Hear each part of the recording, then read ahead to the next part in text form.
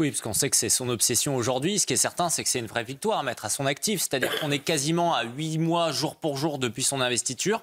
Et en effet, arriver à un tel accord est immense. Et surtout pour tous ceux qui expliquaient que Donald Trump, finalement, était soumis aux Israéliens et soumis à Benjamin Netanyahou, ça leur prouve aujourd'hui qu'ils ont tort. Parce que dans les faits, Netanyahou n'avait pas d'autre choix que d'accepter ce que proposait aujourd'hui Donald Trump, tout en respectant la condition principale qu'on ne cesse de répéter sur ces plateaux depuis 7 octobre, c'est-à-dire la libération des otages. Mais vous citiez l'Arménie, on pourrait citer également le conflit entre l'Inde et le Pakistan, on pourrait citer également ce qui se passe entre le Congo et le Rwanda, même si encore tout n'est pas joué de ce côté-là. Et ce qui est certain, c'est qu'aujourd'hui, Vladimir Poutine, il peut regarder. Parce que hier, qu'est-ce qui s'est passé? Les Américains, ils ont validé par la voie de J. Evans l'envoi notamment de missiles Tomahawk qui permettraient de toucher directement Moscou. C'est-à-dire qu'aujourd'hui, Donald Trump, et on n'en a pas parlé, mais dans son discours de l'ONU, il a fait un virage sur la question ukrainienne. Après la discussion finalement assez diplomatique, là, il veut montrer qu'il est prêt à passer à la force. Il a même cité pendant sa conférence à l'ONU la possibilité pour l'Ukraine de récupérer tous ses territoires. Donc là, il a une démonstration de force qui montre. Évidemment, si c'est réglé de ce côté-là, on va voir ce qui se passera. Donald Trump revenir sur Emmanuel Macron. C'est vrai que je trouve ça lunaire, en fait, cette scène qu'on a vue il y a une semaine avec Emmanuel Macron qui fait un discours finalement dans le vide. Et là, Donald Trump, l'homme conspué quand même par tout le camp présidentiel aujourd'hui, qui passe pour un clown depuis près d'une année, dont on dit qu'il serait dangereux, qu'avec lui, peut-être, potentiellement, il y aurait la Troisième Guerre mondiale, etc. Et ces images d'un homme qui est en train de faire la paix. Là-dessus, pour moi, le contraste, il me paraît énorme. Et Donald Trump également, un homme d'État qui arrive à tenir face à la pression. Parce que rappelons quand même qu'au sein de son propre camp MAGA, il était très critiqué ces dernières semaines avec beaucoup de soutien d'Israël qui commençait à mettre la pression sur Trump. Mais il a su tenir jusqu'au bout. Mais après, Johan, croyez-moi, il va continuer, il va aller encore plus loin. Il va nous parler de l'accueil des Gazaouis. Il va essayer de se présenter encore plus sur la reconstruction de la Palestine, mais plus sous le modèle de recevoir des Gazaouis chez nous, en France et en Europe. Ça je vous mets mon billet. On pourra en parler. On se rappelle de ce qui s'est passé cet été avec cette fameuse étudiante à Sciences Po et ce journaliste aussi à France 24. Mais je me rappelle la semaine dernière, quand il était aux États-Unis, à New York, aux Nations Unies, qu'a dit Emmanuel Macron en interview suite à son discours. Si Trump arrive à cet accord, alors oui, il pourrait prétendre au prix Nobel de la paix. Donc peut-être que la France va pousser Donald Trump pour le prix Nobel de la paix. Il va proposer son nom, s'il faut être cohérent avec ça, c'est une certitude. Mais ça prouve qu'il n'y croyait pas vraiment. Bien sûr que non. Dire cette phrase, ça prouve qu'il n'y croyait pas vraiment. Parce qu'il ne comprend rien à la diplomatie. Toutes les différentes enquêtes qui ont été faites ont montré comment c'est un homme qui ne comprend pas comment ça fonctionne. Là, ce qui a marché, c'est quoi? C'est l'usage de la force et de la diplomatie. C'est-à-dire, c'est également l'offensive de Netanyahou qui inquiétait tout le monde, y compris les soutiens d'Israël, depuis 3 semaines. La vérité, elle est là. Parce que fondamentalement, ils étaient convaincus que le but d'Israël, c'était d'effectuer un génocide et que Donald Trump, c'était de laisser tomber cette partie du monde. En fait, ils se sont trompés. À chaque fois, on fait la paix sur un rapport de force. Maître Pardo, on va écouter Trump dans un instant parce que les deux hommes sont d'accord, Netanyahou et Trump. Si le Hamas refuse, alors là, par contre, Israël peut continuer son offensive et Israël aura le soutien. Avec encore plus de force, voilà, dit Netanyahou. Aura le soutien des États-Unis. Mais ce week-end, plusieurs titres de presse s'étaient fait l'écho que le Hamas accepterait un accord de principe de libération de l'entièreté des otages. Oui. Ça vous fait peur de vous dire que potentiellement des combattants, des chefs du Hamas pourraient se retrouver au Maghreb? Écoutez, j'espère qu'ils seront surveillés si c'est le cas. Mais néanmoins, oui, c'est pas quelque chose de rassurant parce qu'on sait qu'on arrive du Maghreb en France quand on a envie, comme on a envie et avec qui on a envie. La réalité, c'est que les frontières sont complètement poreuses. On contrôle pas en France qui arrive, qui reste ou qui repart. L'immigration, on l'a subie. Il y a des flux migratoires qui proviennent de ces zones-là qui sont complètement incontrôlés. Dans ces flux migratoires, il y a déjà eu par ailleurs des terroristes nombreux, des islamistes encore plus nombreux. Donc le fait de savoir qu'il pourrait y avoir des terroristes islamistes du Hamas en nombre au Maghreb, naturellement, ça a de quoi inquiéter les Français et les Européens que nous sommes.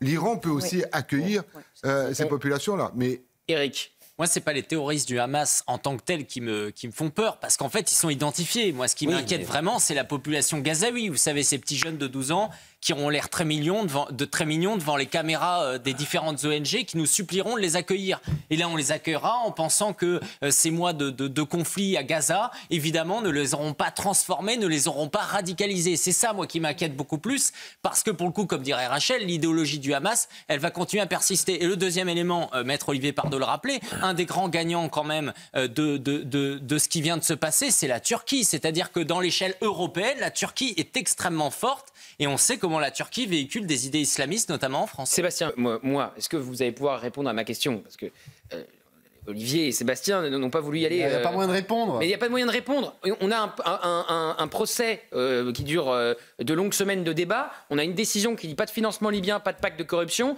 Et il y a le patron du PNF qui vient nous dire le contraire, alors que justement, ils ont été désavoués il y a moins d'une semaine. Oui, et c'est là où on voit que le PNF aujourd'hui est un organe politique. C'est aussi simple que ça. C'est-à-dire qu'au micro de RTL, il fait de la politique, il ne fait pas de la justice. Ces gens-là, quand même, on le voit, depuis quelques jours, ils disent oui, c'est News, le groupe, etc. Tous ces gens-là, ils essayent de mettre à bas l'état de droit. Ils sont en train de contester une décision de justice. On a l'impression qu'on peut même plus débattre d'une décision de justice. Sauf eux, c'est-à-dire qu'on a le patron du PNF que c'est la censure, qui se dit quoi ? Qui se dit ok, les juges ont dit ça, mais moi je vous donne ma vérité parallèle, mais pour autant je suis pas certain de faire appel. Pourquoi ? Parce qu'il se dit que les auditeurs ils vont être perdus. C'est ce qu'on disait la semaine dernière. Dans le fond, dans l'opinion, ils veulent que, vu que 5 ans c'est énorme, ils veulent que les Français se disent c'est parce qu'il y a eu de l'argent libyen. Parce que ça leur paraît très fou cette histoire de potentiellement leurs proches ont envisagé qu'eux et ils ne pouvaient pas ne pas savoir.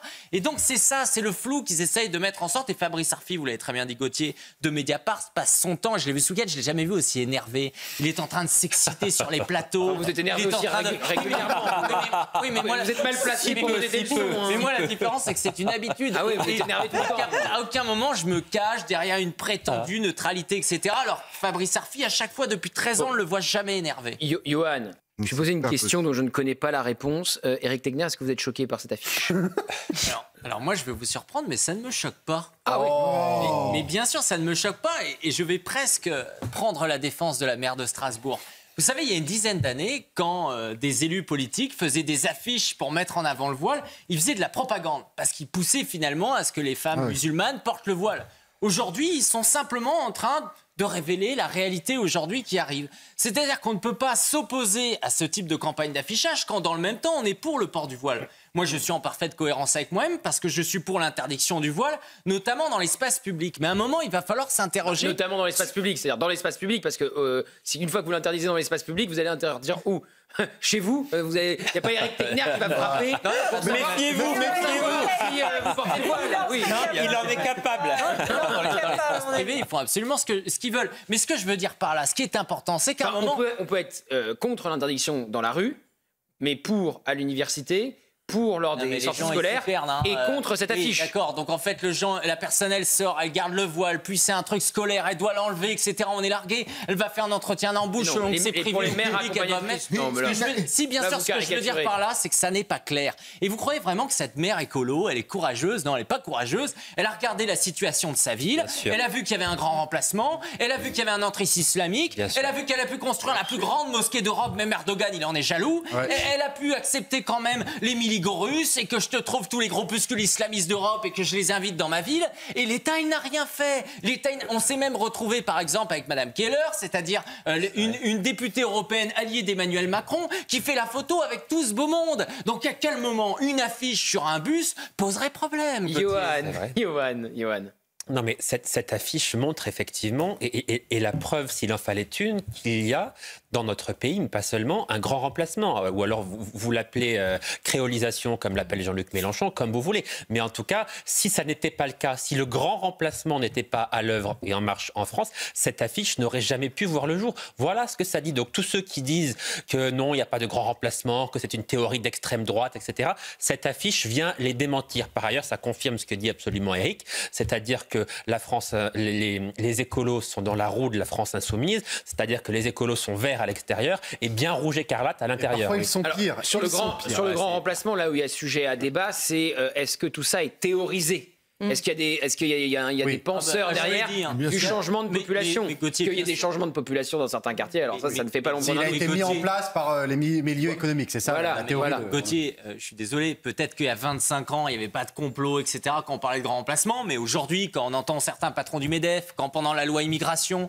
on a le président du MEDEF qui dit il faut de l'immigration de travail, quand aujourd'hui, l'ensemble des responsables politiques qui font partie du gouvernement nous expliquent qu'il y a un problème de natalité, donc en gros, les Européens dessous, vu qu'ils font plus d'enfants, il faut aller chercher les gens du côté des pays arabo-musulmans. Moi, je ne sais pas comment j'appelle ça, en fait.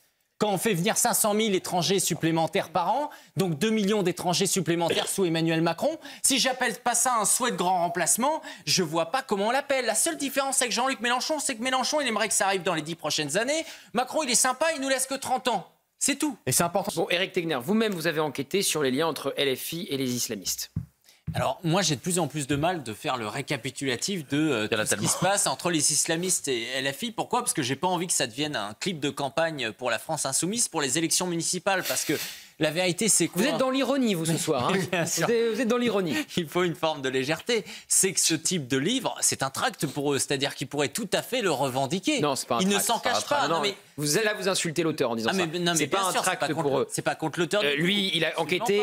Bien sûr, il est courageux. Il est réfugié en France. Et c'est un réfugié. Et on a tenté de le censurer. LFI a tout fait pour essayer de le censurer, l'apparition de ce bouquin. C'est un réfugié politique en France, voilà. Et pour le coup, il devrait défendre ce type de réfugié politique. Ce que je voulais dire par cette formulation malheureuse, c'est qu'aujourd'hui, il revendique totalement cet aspect-là. Et en effet, c'est ce qu'il dit dans cet ouvrage, il commence à se faire bousculer, se faire grand remplacer au sein de la France insoumise. On a parlé beaucoup de la première élection municipale partielle, c'était en janvier dernier à Villeneuve-Saint-Georges. Comment aujourd'hui, il faut savoir que Louis Boyard s'est fait lui-même dégager par Mamadou Traoré et la partie de sa liste qui était issue de la diversité et qui effectivement ne veulent plus de lui pour les élections municipales. D'une certaine façon, ils se disent, c'est qui ce petit gars, cette sorte de bourgeois ? Si vous écoutez les gens de Révolution Permanente, écoutez vraiment les gens comme Anas Kazib, vous avez l'impression que Jean-Luc Mélenchon, il est de centre-gauche, que c'est un social-démocrate, mais bien entendu, Rima Assad, aujourd'hui, ils veulent prendre le pouvoir. Bon, Didier Lesky, qui dirige l'OFII, Office de l'immigration, regardez ce qu'il dit. Un homme de gauche, je le précise. Oui. Ce qu'il a dit ces derniers mois. L'immigration afghane met notre modèle d'intégration sous tension. Ça, c'était au point. Et regardez ce qu'il a dit aussi au Figaro. Au Figaro, il y a une ruée afghane sur l'Europe et en particulier la France. Et je crois que Valérie Aknin va pouvoir nous montrer un carton avec la répartition de l'immigration afghane. C'est plus de 85% d'hommes. Donc, vous voyez, 85% d'entre eux sont des hommes. Donc, vous voyez qu'il y a un sujet, c'est-à-dire que c'est les femmes qui subissent la charia, les talibans en Afghanistan, et c'est les hommes qui fuient. Bon. Et qu'on accueille. Et je rappelle évidemment qu'il y a eu le procès d'ailleurs du meurtrier actuellement du jeune Matisse, qui était lui-même un Afghan, dont la mère s'est acharnée sur le corps gisant du jeune Matisse en train de se vider de son sang. Et selon les informations du service police-justice, ça se passe très mal en détention pour le tueur du jeune Matisse. Donc il y a un sujet flagrant avec l'immigration afghane. Quand vous avez Didier Lesky, qui fait figure d'autorité, qui le dit, Éric Tegner, et qu'on a des exemples, vous vous rendez compte ? Violer une octogénaire qui meurt des suites de son viol, ça dit l'horreur de ce qui s'est passé, et on l'apprend quelques mois plus tard, et donc c'est un Afghan. Oui, mais en même temps, moi je me souviens du débat présidentiel en 2022, il y avait un journaliste qui avait interrogé Éric Zemmour. Et il lui avait dit, mais les Afghans, les pauvres, ils sont en train d'essayer de fuir les talibans, etc. Et à ce moment-là, il avait eu l'air d'être le diable incarné parce qu'il disait, non, je ne les accueille pas. Il y avait eu scandale, bronca pendant plusieurs jours, on parlait de zémorisation des esprits, etc. Sauf qu'aujourd'hui, on constate quand même, et en retard, parce que rappelez-vous tout ce qui s'est passé, les viols de Cologne, etc. Ça fait des années qu'on est au courant. Et vous savez d'ailleurs ce qui est scandaleux, c'est que si on avait voulu vraiment mettre en avant ce fameux droit d'asile pour les Afghans, eh bien peut-être qu'on aurait plutôt privilégié de sauver ceux qui étaient des traducteurs et ceux qui ont aidé notamment l'armée française et qu'on a abandonné. Moi, je ne suis pas favorable à ça parce que je pense qu'il y a des pays autour de l'Afghanistan qui auraient pu les accueillir. La vérité, elle est la suivante, c'est qu'aujourd'hui, en 2024, vous aviez, c'est une étude de la Fondapol du mois de juillet dernier, donc de Dominique Régnier, qui est extrêmement sérieuse. Si vous étiez un Afghan et que vous faisiez une demande de droit d'asile, vous aviez près de 80% de chances, je crois 70%, d'être accepté. Alors qu'au niveau européen, c'est 40%. Je vais vous dire, ce coup des Afghans... Et les femmes ne font pas de demande, c'est que des hommes. Mais bien sûr, et ce coup des Afghans, c'est le même coup que par rapport aux Tchétchènes. Alors, oui, il y a le Tchétchène, il est gentil. Vous savez, il fuit Vladimir Poutine, le méchant. Donc on accuse le Tchétchène avec sa famille. Un jour, on se dit peut-être qu'il est un peu dangereux, on va l'expulser. Les ONG, elles vont le protéger. Et à la fin, c'est qui ? C'est Mohamed Bogoutchev qui assassine Dominique Bernard à Arras. C'est ça la réalité aujourd'hui. C'est-à-dire qu'à chaque fois qu'il y a une vague migratoire, qu'il y a une crise, on nous raconte une belle histoire, on nous fait des BD, il y a le JT de 20h, et à la fin, il y a 100 000 Afghans qui arrivent sur notre territoire, et c'est extrêmement dangereux. Et Didier Lesky, il y a une ruée afghane. C'est un homme de gauche, hein, une ruée afghane sur l'Europe et en particulier la France. Jules Torres. Oui, non, mais aujourd'hui, notre submersion migratoire, le désastre de notre submersion migratoire, on ne peut pas le différencier de notre générosité. Si on a un désordre migratoire tel, c'est parce qu'on est extrêmement généreux. On est extrêmement généreux, en effet, quand il y a la chute des talibans et que nous, gentils Français droits de l'homiste, on se dit, bon, bah, on va accueillir tous les réfugiés afghans. Accueillons des femmes dans ces cas-là. Accueillons des femmes. Mais vous savez, il n'y a pas que les Afghans. Hein, dans de l'immigration, vous regardez les titres de séjour, les demandes d'asile. Ah oui, c'est des hommes à chaque fois. C'est dans vous allez la dans un très camp de grande migrants, vous avez majorité. compris. Oui, mais les femmes, c'est pas pour autant qu'il faut accueillir. Je suis désolé. Oui, non, mais bien sûr. Oui. C'est comme les enfants, on dit ah ce sont des jeunes, etc. Ben, dans ce cas, on va accueillir les Gazaouis. C'est ça l'énorme problème qu'on a aujourd'hui. Vous avez raison avec la jeune Femmes, étudiante. enfants, ils ne viennent pas de la même civilisation. Avec une femme, vous importez pas ça. Paul Watson, on lui donne le droit d'asile. Il n'y a pas de problème. Un excellent défenseur des baleines. Et moi, je me surprends quand même qu'Emmanuel Macron ne lui accorde pas. C'est quand même ça qui est lunaire. On va dire à Paul Watson, qui est quand même de la même culture, qui se dit écologiste, etc., alors qu'on est dans le moment clé. Alors peut-être parce qu'il s'est fait huer par les antifas, la fête de l'humain, on l'accepte pas. On préfère celui qui a été éduqué par des islamistes. Parce que, pardonnez-moi un moment, l'opposition aux talibans, c'est pas forcément les gentils et c'est pas l'islam des Lumières. C'est ça la réalité. Alors, on va faire un point en direct parce qu'on a parlé donc vous avez vu la réaction anglaise. C'est quand même la gauche. Enfin, je veux dire, c'est le début. On aurait ça en France, on pourrait s'en réjouir, mais on en est très très loin. Oui, mais vous me regardez comme ça, Éric Tegner, tant qu'il n'y a pas quelqu'un qui aura dit immigration zéro, tout le monde dehors, vous ne serez pas heureux. Mais donc, non, mais en Grande-Bretagne, ils ont fait le Brexit sur la lutte contre l'immigration. Eh ben, vous avez vu, on en est. La vérité, mais qui a cru que le Brexit, ça allait mettre fin à l'immigration? À part Sébastien Ligné, personne ne croit ça. La droite britannique. Pardon, il y a 160 titres de séjour, c'est 3 fois moins que chez nous. Oui, je préfère avoir leurs chiffres que les autres. Et l'immigration illégale, on en parle au Royaume-Uni. Mais il y a 40 ans de politique à rattraper. La droite britannique, c'est la pire droite d'Europe. Ils ont trahi leur peuple au nom de critères économiques. C'est ça la réalité. Oui, mais du coup, la gauche, je suis pas vraiment confiance. Ils vont faire semblant, ils vont essayer de donner. C'est comme la loi immigration il y a 2 ans. Non, mais bon. Et on n'a pas fini. Vous savez pourquoi l'immigration zéro? Et il faudra un vrai patron. Sinon, vous allez tenir un grand discours et quand il va falloir régulariser, accueillir des gens, vous allez dire ah oui, mais les Marocains, j'en connais plein, ils sont sympas. Donc oui, on dit oui. Les Algériens, il y en a quand même des bons, pas d'amalgame. Donc on dit oui. Ah, c'est un étudiant, quand même, on a besoin d'ingénieurs. Et dans les hôpitaux, on dit oui. À la fin, on dit oui à tout le monde. Et voilà. Et après, les gens, ils ont traversé la Méditerranée, les pauvres. On dit oui à tout le monde en ce moment parce qu'on n'a pas de politique de l'immigration. C'est totalement hors de contrôle. Eric, vous parlez d'immigration zéro, on n'arrive même pas à choisir l'immigration. L'idée de immigration moins 10 c'était bonne, c'est-à-dire que comme le disait Jules, il y a 4,3 millions de titres de séjour renouvelés chaque année. Commencez déjà par des quotas sur les titres de séjour. Être renouvelés. Mais c'est une réalité. On peut décider que des étrangers sur le territoire, y compris depuis 10 ou 15 ans, avec la juridiction, les Européens, vous faites quoi? Mais il n'y a pas de problème. Mon père, il est suédois. Je suis le seul fils d'étranger sur ce plateau. Et je vous tiens pas le discours, etc. à ce sujet. On est en ce moment. Je suis désolé. On a forcé contre l'avis des peuples. On a forcé à l'élargissement de l'Union européenne. Et maintenant, quand on nous parle d'immigration, on ne peut pas aller chercher les Européens de l'Est. Mais bien entendu, vous savez. Moi, je suis parfaitement intégré sur ce sujet-là. Je trouve qu'Éric Tegner, la France n'a plus aucun poids sur la scène internationale. Alors, vous avez soulevé 2 sujets intéressants. C'est donc la faiblesse de la France et le succès de Trump. Et est-ce que Trump peut être le futur prix Nobel de la paix, Éric Tegner? Oui, alors déjà sur Emmanuel Macron, il n'y a plus de déclin, on est déjà en bas du toboggan. Parce qu'on a eu le temps de se faire virer quand même Emmanuel Macron, Togo, du Mali, de la Côte d'Ivoire, du Burkina Faso, etc. Si Emmanuel Macron a bien réussi quelque chose, c'est de nous faire expulser de tous les pays dans lesquels on était depuis des décennies. Mais à quel moment vous pensez qu'alors que les Français n'écoutent plus Emmanuel Macron, mais quand même 300 000 téléspectateurs lorsqu'il donne un interview depuis le siège de l'ONU à la Xème chaîne de France. Et vous croyez vraiment qu'à des milliers de kilomètres d'ici aux États-Unis, quelqu'un écoute? Mais à aucun moment. Donc évidemment. Une audience anecdotique. Mais plus qu'anecdotique. Donc vous savez, de l'autre côté outre-Atlantique, ils en sont encore au stade de la dissolution. Ils ont compris que Macron n'ait plus de pouvoir. Ils ne comprennent même plus pourquoi il reste là. C'est ça la réalité. Donc évidemment que Donald Trump est en voie d'avoir le prix Nobel de la paix, qu'Emmanuel Macron. Vous pensez qu'il va l'avoir? Oui, et Macron dira que c'est grâce à lui. Il fera 3 heures avant le prix Nobel, il fera un petit courrier, il dira bravo Donald, etc. Il dira que c'est grâce à lui. Est-ce que vous pensez que immense succès donc pour Donald Trump ce soir, Éric Tegner? Il faut évidemment que la paix aboutisse. Oui, et vous savez et la libération des otages. De temps en temps, quand on joue au casino, il faut savoir amener les tickets à la banque et récupérer son gain. Et on sait que Jean-Claude souvent depuis l'élection de Donald Trump, nous dit on verra, on verra après. Et ce que je veux dire par là, c'est quoi, sans m'en prendre à notre cher Jean-Claude, que j'apprécie énormément. Attaquer un homme à terre, c'est pas bien. On était combien sur les plateaux de télévision pendant la campagne américaine à dire que Donald Trump n'était pas le fou qu'on pensait, à dire que Donald Trump était le seul président américain depuis des décennies qui n'avait pas déclenché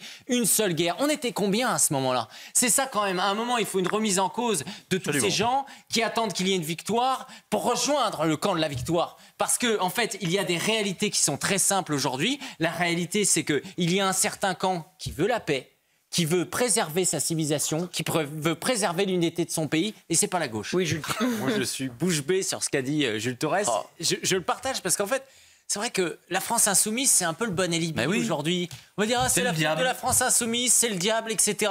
Mais vous avez vu sur la reconnaissance de l'État palestinien, tous les gens de la Macronie là, qui applaudissaient, à un moment, c'est quoi? Édouard Philippe, on sait très bien qu'il a favorisé une forme d'entrisme islamique au Havre. On peut retrouver tous ces différents maires, tous ces gens qui ont voté. Et l'immigration, bien entendu. Et Sébastien, vous inquiétez pas. Alors, Édouard Philippe, vous dites ça pourquoi? Comment? Vous dites ça pourquoi? Il a favorisé, par exemple, le Havre de Savoie, également favorisé la construction d'un club de boxe tenu par le frère de Médine au Havre. Et donc, évidemment... Vous savez vérifiable, vérifié dans le point. Et aujourd'hui, vous pouvez tout à fait voir comment, lorsque l'université d'été des écolos a invité Médine, comment Édouard Philippe était aux abonnés absents, avant, sous la contrainte et sous la pression populaire, cette fois-ci, de dire finalement qu'il ne s'y rendrait pas. Donc, je souscris à ce que dit Jules Torres, et je veux dire, ça n'a rien à voir avec uniquement Emmanuel Macron. C'est l'ensemble des dirigeants depuis une quarantaine d'années. Et je le dis aussi souvent, c'est également, pardonnez-moi, c'est également une partie de la communauté et de l'élite également qui va être juive en France, qui, pendant des années, avant le 7 octobre, ça m'est arrivé de faire des débats le 4 octobre, où je me retrouvais sur un plateau, c'était sur Sud Radio, et quand je dis, bah oui, l'antisémitisme, c'est en raison de l'immigration, il y avait des gens qui me disaient, non, c'est faux, vous pouvez pas dire ça, et qui, évidemment, le 10 octobre, étaient d'accord avec moi. Et c'est ça, la réalité. Et il y a une distorsion aussi, c'est-à-dire que quand il y a une accusation de tête de cochon devant des mosquées, qui, évidemment, est insupportable, mais où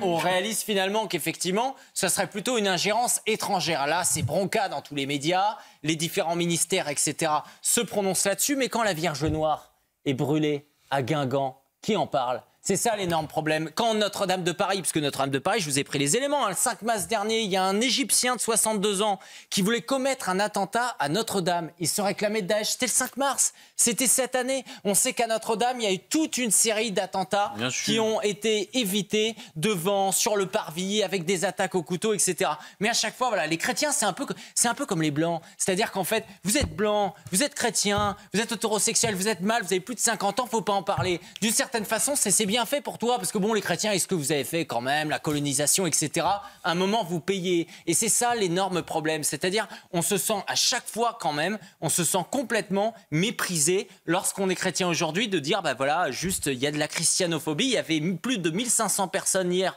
à Paris. C'était notable, hein, parce que des manifestations, c'est pas rien, qui ont manifesté contre les actes antichrétiens.